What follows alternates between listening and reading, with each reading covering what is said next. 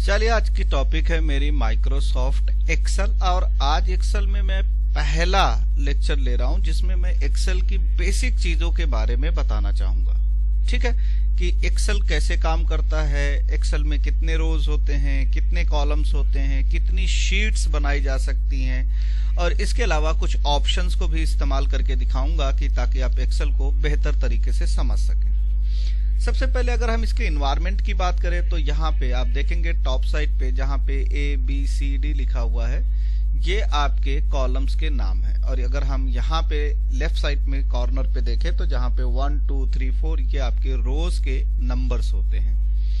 Bottom में जब आप जाएंगे तो आप देखेंगे शीट 1, शीट 2, शीट 3 ये आपके शीट्स हैं। और आपका ये पूरा हिस्सा अगर आप इसमें 1 2 3 अलग अलग शीट्स लेते हैं तो ये वर्कशीट कहलाएगा। क्या कहलाएगा?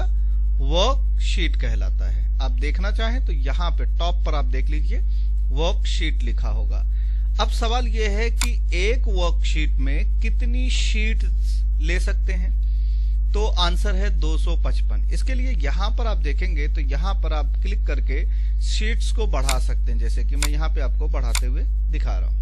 ठीक है, इसके अलावा किसी भी शीट को आप मूव कर सकते हो एक जगह से दूसरी जगह पे। जैसे आपको पहली शीट जो है वो 3rd पोजीशन पे चाहिए और 3rd पोजीशन की शीट जो है आपको 2nd पोजीशन पे चाहिए, तो आप इस तरीके से अपनी शीट को मूव कर सकते हो।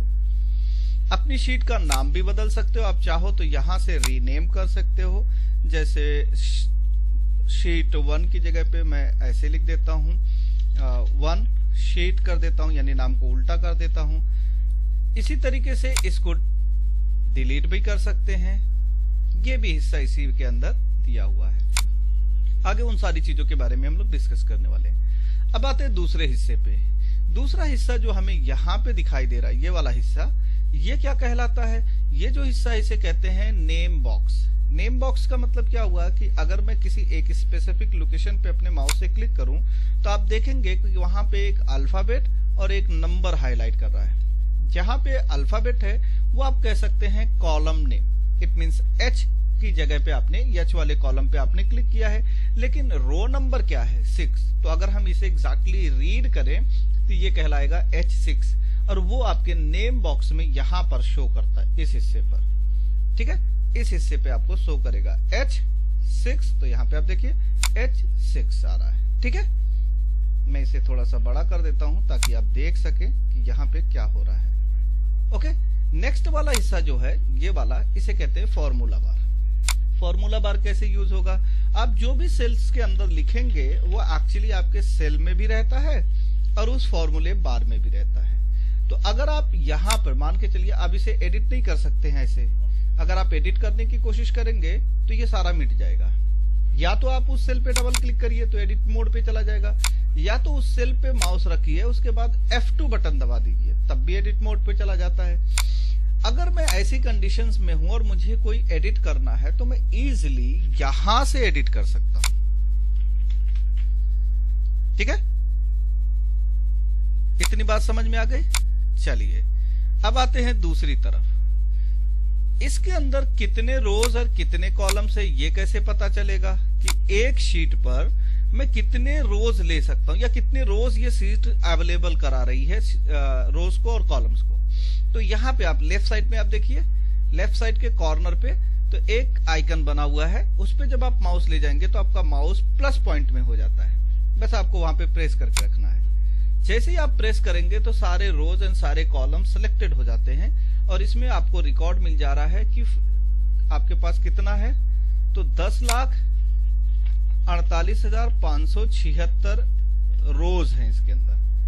ठीक है, और दूसरा हिस्सा क्या है? 16,384 कॉलम्स हैं। 16,384 कॉलम्स है।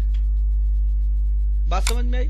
यानी अगर मैं एक शीट की बात करूं तो एक शीट पे मेरे पास टोटल 10,48,576 रो मिलेंगे, और अगर मैं कॉलम्स की बात करूं तो 16,384 कॉलम्स मिलने वाले हैं।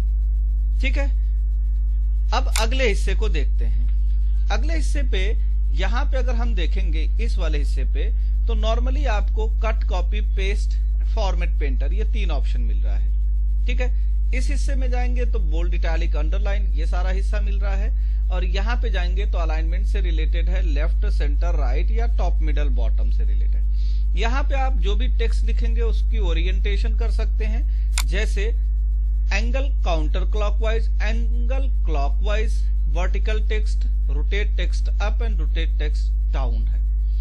उसके आगे आप जब जाएंगे तो यहां से किसी भी टेक्स्ट को रैप टेक्स्ट कर सकते हैं और यहां से मर्ज कर सकते हैं। ठीक है, तो आज जो हम लोग हैं यहां तक के ऑप्शंस को देखते हैं कि कैसे उसका इस्तेमाल करते हैं। चलिए शुरू कर देता हूं। तो मैं इनको इस्तेमाल करने के लिए यहां पर एक छोटा सा टेबल ले रहा हूं, इसे ऑल बॉर्डर कर देता हूं ताकि चारों तरफ से मुझे दिखे। यहां पे मैं एक हेडिंग देना चाहता हूं, तो मैंने बी से लेकर एफ तक का सेल सेलेक्ट किया और यहाँ पर मर्ज एंड सेंटर पे क्लिक कर दिया। तो ये मेरा बी से लेकर एफ तक का जो कॉलम था वो एक ही रो में कन्वर्ट हो जाएगा। देखिए ये सारे कई कॉलम थे, अभी फिलहाल के लिए एक ही कॉलम है और वो है सिर्फ बी। ठीक है, अब यहाँ पे मैं डाल देता हूं हेडिंग ऑफ एक्सेल। ठीक है, अब मैं इसे क्या करता हूं, बोल्ड कर देता हूं, थोड़ा सा बड़ा कर लेता हूं और इसे कलर दे देता हूं। आप चाहिए तो इसका बैकग्राउंड भी चेंज कर दीजिए। तो हमने क्या क्या देखा, किसी भी टेक्स्ट को बोल्ड कैसे करते हैं, उसको बड़ा कैसे करते हैं, उस पे कलर कैसे डालते हैं, उसका बैकग्राउंड कैसे देते हैं। और इस वाले में हमने देखा कि हम बॉर्डर कैसे लगाते हैं। क्लियर। अब अगले हिस्से पे आते हैं। यहां पे मैं दे देता हूं नाम और यहां पे लिख रहा हूं जैन, यहां पे लिख रहा हूं फैब और यहां पे लिख रहा हूं मार्च। यहां पे मुझे निकालना है टोटल। ठीक है, अब इस हिस्से को भी मैं सेलेक्ट करके इसे एज ए हेडिंग रिप्रेजेंट करना चाहता हूं, तो यहां पे आकर मैं उन्हें कलर दे दूंगा, इनको सेंटर कर लेता हूं और बोल्ड कर देता हूं। ठीक है, अब इस हिस्से से हमें क्या समझ में आएगा, इस हिस्से से हम यहां पर जो भी वैल्यूज डालेंगे उन वैल्यूज का कैलकुलेशन कैसे करेंगे, कट कॉपी पेस्ट को भी देखेंगे कि कैसे करते हैं। ठीक है ना। तो अगर मैं यहाँ पे कुछ नाम दे दूं, जैसे राम, अरमान, आलम, नीरज, पंकज, अयाना, अयान, ठीक है ना, ये कुछ नाम दे दिया। अब आप यहाँ पर उनके मार्क्स को प्रोवाइड कर दीजिए। सो मैं विदिन कुछ हंड्रेड्स के अंदर ही मार्क्स यहाँ पे प्रोवाइड कर देता हूं ताकि हम इजीली इसे अंडरस्टैंड कर सके कि किस तरीके से ये काम करता है। ठीक है, दूसरे पे भी हम कुछ मार्क्स प्रोवाइड कर देते हैं ऐसे ही। पहले हम मार्क्स ले लेते हैं ताकि आप आसानी से इन मार्क्स को अपने सिस्टम के अंदर इंटर करके एक बार जरूर प्रैक्टिस करिए। प्रैक्टिस करने से आप ज्यादा चीजों को समझेंगे। आपको सिर्फ देखने की जरूरत नहीं है कि आप सिर्फ वीडियोस देखें, आप जो भी देख रहे हैं उनको प्रैक्टिस करिए। प्रैक्टिस से ही आपको ज्यादा चीजें अच्छे से समझ में आएगी और बेहतर हो सकेंगे। अब हमने अपने टेबल्स के अंदर नाम ले रखा है और जैन में कितने मार्क्स कौन पाया, वो फैब में कितना पाया और मार्च में कितना पाया। अब एक तरीका तो जोड़ने का ये है, किसी भी जैसे राम का मुझे टोटल निकालना है तो एक तरीका तो ये है कि मैं इक्वल टू करूं, जो भी मार्क्स वो लाया है प्लस करता चला जाऊं। इस तरीके से इंटर कर दो तो आ जाएगा। यानी एक्सेल में सबसे पहला हिस्सा आपको करना क्या है, सबसे पहले आपको लगाना है इक्वल टू। क्या लगाना है आपको, इक्वल सिंबल। उसके बाद जो जो मार्क्स है वो डाल सकते हैं। बट मेरा सवाल ये है कि अगर ये 3 महीने का तब तो ठीक है, अगर ये 12 महीने का होता तो क्या आप 12 बार plus plus plus plus add करते जाते। तो ये एक ऐसा तरीका है जिसमें आप बहुत सारा टाइम लगाएंगे। तो क्यों ना हम एक्सेल में दिए गए कुछ लॉजिक्स पे काम कर लें, एक्सेल्स के कुछ फॉर्मूले का इस्तेमाल आसानी से हो सकता है। ठीक है, तो चलिए देखते कैसे। सबसे पहले आपको लगाना है इक्वल सिंबल, उसके बाद आपको लिखना है सम। जैसे ही आप सम लिखेंगे तो आप देखेंगे यहां पर एक डेफिनेशन आ रही है और वो डेफिनेशन कह रही है adds all the number in a range of cell. यानी आपके पास अगर एक रेंज के अंदर नंबर्स हैं तो उन नंबर्स को एक ही सेल के अंदर ऐड कर सकते हैं। यही तो हमें चाहिए था। फिर आपको क्या करना है, टैब बटन दबा देना है, कीबोर्ड से टैब बटन। अगर आपको टैब दबाने में भी प्रॉब्लम होती है तो शिफ्ट दबा के F9 दबा दीजिए। अब ये कह रहा है number 1, number 2, number 3 and so on so on. So हम क्या करने वाले हैं, इसके पहले हमने कॉलम का नाम और नंबर देखा था कि कैसे रो नंबर और कॉलम का नाम लेते हैं। तो यहाँ पे आप जैन को ध्यान से देखिए, जैन के ऊपर जाइए, कॉलम का नाम देखिए सी, और इस समय जो रो नंबर हाईलाइट कर रहा है वो है 4। तो आपको बस सिंपली सी लिखना है, फिर लिख दीजिए 4। जैसे ही आप C4 लिखेंगे तो आप देखेंगे वो वाला हिस्सा जिस पर आपने यहाँ पे C4 दिया वो कॉलम सेलेक्टेड हो जाएगा। एक तरीका तो ये है। दूसरा, अगर आप फिर से प्लस करना चाहते हैं तो C4 plus D4 plus E4 कर सकते हैं। बट यहाँ पे मैं बार बार फिर वही जगह पे चला जाऊंगा कि पिछले की तरह कि मैं वहां पे मार्क्स दे रहा था, बस यहाँ पे सेल दे रहा हूं। बेहतर तरीका क्या है कि जब हमारे पास एक रेंज में कोई वैल्यू हो तो उसमें दो जगह पे हमें ध्यान देना। एक वो जगह जहां से हम शुरू कर रहे हैं और एक वो जगह जहां पे हमारी वैल्यू लास्ट की वैल्यू हो। तो इन दोनों की वैल्यू के बीच में बस एक आपको कॉलन देना है। जैसे ही आप कॉलन दे देंगे तो आप देखेंगे कि शुरू की और लास्ट की वैल्यू सब एक साथ में ऐड हो जाएगी। अब मैंने लास्ट की वैल्यू क्या थी, ई, और नंबर 4 था, तो E4 करके मैंने इंटर कर दूंगा तो आप देखोगे आपको आउटपुट आ जाएगा। दोबारा देख लीजिए, equal to sum bracket open. फिर से आपको अब इस बार क्योंकि आप एक लाइन नीचे आए हैं तो C5 कॉलन E5 कर देंगे, ब्रैकेट क्लोज और एंटर। क्लियर? इतना हिस्सा समझ में आ गया कि कैसे काम करते हैं। ओके, अब आ जाते हैं दूसरे हिस्से पे। मान के चलिए कि मुझे ये जो नंबर्स हैं आगे की कैलकुलेशन नहीं करनी है, आगे कैलकुलेशन नहीं करना, मुझे कंप्यूटर से ही करा लेना है। मैं चाहता हूं कि कंप्यूटर खुद करके दे दे। तो जैसे ही आप यहाँ पे देखेंगे, दोनों को सेलेक्ट करिए, यहाँ नीचे देखिए जहां पे मेरा माउस पॉइंटर है वहां पे अपने लेफ्ट को होल्ड करिए, यानी लेफ्ट माउस के क्लिक को होल्ड करके इस तरीके से ड्रैग कर दीजिए। क्लियर? अब इन्हें मुझे लेफ्ट साइड में चाहिए तो मैं लेफ्ट में ले सकता हूं, सेंटर में चाहिए तो सेंटर में ले सकता हूं, राइट में चाहिए तो राइट में ले सकता हूं। इसी तरीके से अगर मैं लेफ्ट साइड में हूं तो इंडेंट का भी इस्तेमाल करके मैं इसे आगे पीछे कर सकता हूं इस तरीके से। और अगर मुझे ऊपर नीचे, यानी कि अभी तो जो मेरा सेल है वो सेल फुल है, अगर मैं टॉप बॉटम मिडल करना चाहता हूं तो मैं यहाँ पे उस सेल को दिखा देता हूँ, ये वाले हिस्से को।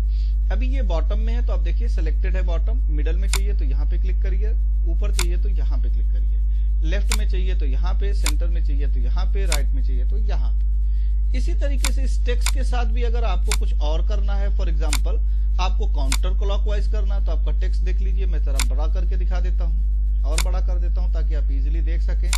क्लॉकवाइज करेंगे तो कुछ इस तरीके से दिखेगा। अगर आप वर्टिकल करेंगे तो एक एक टेक्स्ट ऊपर नीचे आ जाएंगे।